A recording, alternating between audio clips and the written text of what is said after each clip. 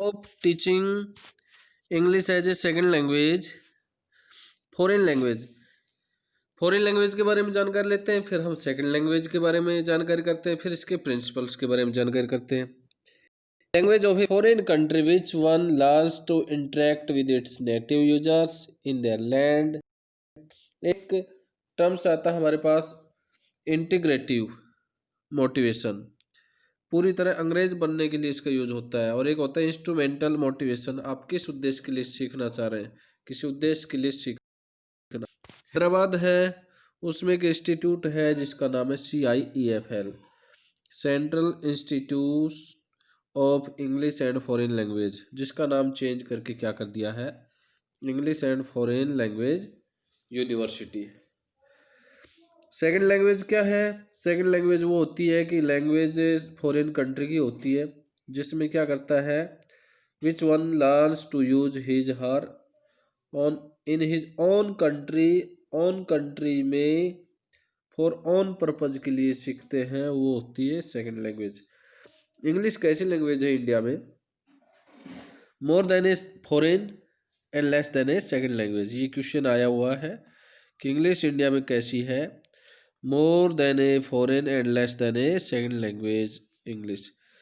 एक आती है हमारे पास अल्टरनेटिव लैंग्वेज, अपने देश की अन्य भाषा सीखना। इंग्लिश टीचिंग में निम्न प्रिंसिपल्स हैं। कौन कौन से प्रिंसिपल्स हैं? देखो, एक तो हमारे पास आता है लिमिटेशन, एक आता है हमारे पास ग्रेडिंग, एक आता है प्रेजेंटेशन और एक आता है टेस्टिंग। तो सबसे पहले लेते हैं हम लिमिटेशन।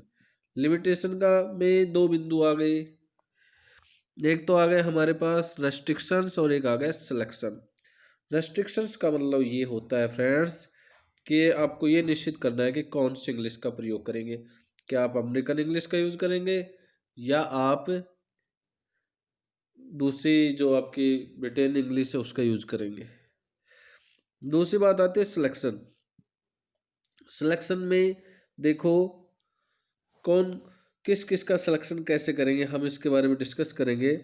एक बात इसी के साथ साथ बताता हूँ, इंडिया में CIEFL हैदराबाद में है इंग्लिश इंस्टीट्यूट, और राजस्थान में हमारे पास सिल्स के नाम से जयपुर में इंस्टीट्यूट है, state institute of language study. हमारे पास दो कमीशन आए हैं इनके लिए, और पहला है राधा कृष्ण कमीशन, जिसने लाइब्रेरी लैंग्वेज की बात की। यानी इसको याद कैसे करें, एक कोठारी कमीशन है, तो एक को याद कर लो, राधा ने कृष्ण से कहा, राधा ने कृष्ण से कहा चलो लाइब्रेरी में बात करते हैं। और दूसरा कोठारी कमीशन है, वो कॉम्प्रेहेंसस लैंग्वेज की बात करता है। हमारा जो राजस्थान बोर्ड है BSER है, उसने जो सिलेक्शन की बात कर रहा हूँ मैं उसी की बात कर रहा हूँ कि 275 स्ट्रक्चर्स दिए हैं और 3000 वर्ड्स। ये नोट कर लेना कि राजस्थान बोर्ड है उसने 275 स्ट्रक्चर्स और 3000 वर्ड्स दिए हैं। उन्होंने कहा कि अगर आपको स्ट्रक्चर से चूज करना हो तो हम सबसे पहले सिंपल से कॉम्प्लेक्स रूल्स का फॉलो करेंगे, सरल से जटिल की ओर जाएंगे। अगर टेंस पढ़ाना है तो सबसे पहले प्रेजेंट कॉन्टिन्यूस टेंस पढ़ाएंगे और बाद में सिंपल प्रेजेंट टेंस पढ़ाएंगे। इस तरीके से हम इसको कर सकते हैं। इसके बाद में हम चलते हैं, अगर हमें वर्ड्स चूज करने हो तो हम उस वर्ड्स की फ्रिक्वेंसी देखेंगे कि फ्रिक्वेंसी क्या है उस वर्ड्स की, उसकी अवेलेबिलिटी देखेंगे, फिर हम उसको टीच एबिलिटी देखेंगे कि कॉन्क्रीट टू एब्स्ट्रैक्ट चलता है, पहले पिक्चर दिखाओ और फिर हम रूल्स के बारे में बताते हैं, और फिर देखेंगे कि ये लर्नर के लिए इसकी क्या नीड है। तो लिमिटेशन में दो बात आती है, रेस्ट्रिक्शंस, सिलेक्शन। रेस्ट्रिक्शंस का मतलब होता है कि कौन सी इंग्लिश का यूज करना है। सिलेक्शन में आपको क्या सिलेक्ट करना है, जैसे राजस्थान बोर्ड ने सिलेक्ट किए 275 स्ट्रक्चर से 275 स्ट्रक्चर 3000 वर्ड्स, और स्ट्रक्चर चूज करना है simple to complex. Words choose करने हैं तो उस वर्ड्स की फ्रिक्वेंसी देखेंगे, उसकी अवेलेबिलिटी देखेंगे, उसकी टीचेबिलिटी देखेंगे और नीड ऑफ लर्नर्स। फिर आती है हमारे पास ग्रेडिंग।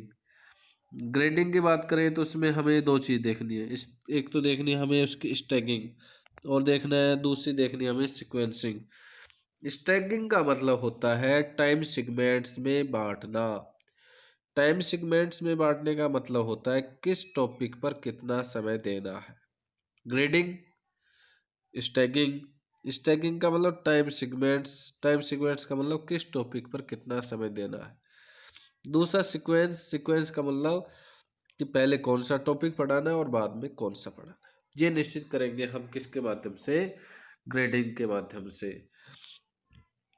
फ्रेंड्स, अगर आप हमारे चैनल पर नए हैं तो आप चैनल को सब्सक्राइब करें, बेल आइकन को दबाइए ताकि जो आने वाली वीडियो के नोटिफिकेशन आप तक पहुंच सके। फिर चलते हैं हम, ग्रेडिंग होगा स्टैगिंग और सीक्वेंसिंग। स्टैगिंग का मतलब टाइम सीक्वेंस में बांटना, किसी टॉपिक पर कितना टाइम देना है। और सीक्वेंसिंग का मतलब है पहले कौन सा टॉपिक और बाद में कौन सा पढ़ाना है। फिर हम प्रेजेंटेशन करेंगे। प्रेजेंटेशन दो प्रकार से करते हैं। क्या तो आप किस काम को पहली बार पढ़ा रहे हैं, पहली बार दे रहे हैं, या फिर आप उसको रिपीट कर रहे हैं। पहली बार दे रहे हैं तो उसको बोलते हैं हम इनिशियल टीचिंग। पहली बार पढ़ा रहे हैं तो इनिशियल टीचिंग, और रिपीट कर रहे हैं उसको रिपीट टीचिंग। अगर आप रिपीट कर रहे हैं तो उसमें दो बातें आती हैं। पहली बात रेनफोर्समेंट के लिए करते हैं और दूसरा रिमेडियल टीचिंग होता है। रेनफोर्समेंट का मतलब होता है पुनर्बलन। किस चीज़ को बार बार दोहराते हैं तो इसका मतलब पुनर्बलन। पुनर्बलन का क्या उद्देश्य होता है, पुनर्बलन का, रेनफोर्समेंट का उद्देश्य होता है दिमाग में किसी बात को फिक्स करना। कोई बात होती है उसको दिमाग में फिक्स करना। दूसरी रिमेडियल यानी उपचारात्मक शिक्षण होती है, और इसका उद्देश्य होता है लैंग्वेज के गैप्स को भरना या जो बच्चों में मिस लर्निंग है उसको दूर करने के लिए। तो प्रेजेंटेशन में दो बात, क्या तो इनिशियल है या रिपीटेड है। रिपीटेड है तो उसमें दो बात, रेनफोर्समेंट या रिमेडियल। रेनफोर्समेंट का मतलब होता है पुनर्बलन। ये कब किया जाता है, जब दिमाग में किसी बात को फिक्स करने के लिए। रिमेडियल टीचिंग, इसमें फिर वही दो बात आती है, किस लिए, लैंग्वेज के गैप्स को भरने के लिए और बच्चों में मिस लर्निंग है उसको दूर करने के लिए। और चौथा फॉर्मल और इनफॉर्मल दोनों होता है। फॉर्मल भी होता है और इनफॉर्मल भी होता है। ये किसके ऊपर, फैक्ट्स के ऊपर आधारित होता है, तथ्यों के ऊपर आधारित होता है। ये ऑब्जेक्टिव भी होता है, सब्जेक्टिव भी होता है। ये टेस्ट भी होता है, ये एग्जाम भी होता है। एग्जाम पब्लिक बॉडी कंडक्ट करवाती है, जैसे आरपीएससी है, बीएससीआर है या कोई कमीशन है, जबकि टेस्ट कोई भी करवा सकता है। एग्जाम निश्चित अंतराल पर ही होता है, जबकि टेस्ट डेली भी हो सकता है, वीकली भी हो सकता है, मंथली भी हो सकता है, कभी भी हो सकता है, और कोई भी ले सकता है। देखो, टेस्ट हमारे पास चार प्रकार के टेस्ट होते हैं। एक एप्टीट्यूड टेस्ट होता है। एप्टीट्यूड टेस्ट कब होता है, जब भाषा या कुछ अन्य सीखने के में काबिल है या नहीं है। हम ये टेस्ट लेंगे कि भाषा या कुछ अन्य चीज़ जो भी सिखा रहे हैं वो सीखने में काबिल हो या नहीं हो, तो उसको जानने के लिए हम एप्टीट्यूड टेस्ट लेते हैं। फिर उसके बाद में हम डायग्नोस्टिक टेस्ट लेते हैं। डायग्नोस्टिक टेस्ट का मतलब होता है क्या प्रॉब्लम है उसको जानने का प्रयास करेंगे, प्रॉब्लम क्या आ रही है उसको जानने का प्रयास करेंगे। फिर वो प्रॉब्लम को जानने के बाद में हम प्रोफिशिएंसी टेस्ट के ऊपर चले जाते हैं, और फिर लास्ट में हम देंगे कि अटेनमेंट टेस्ट, कि उससे क्या उपलब्धि प्राप्त हुई है, इसको जानने का प्रयास करेंगे।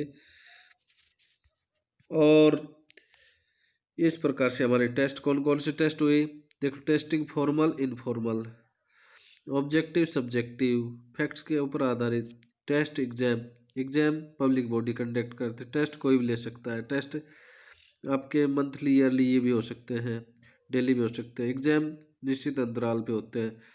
टेस्ट चार प्रकार के होते हैं, aptitude test, diagnostic test, proficiency test और अटेनेबल टेस्ट। एप्टीट्यूड टेस्ट भाषा सीखने में काबिल हो या नहीं इसको जानने के लिए।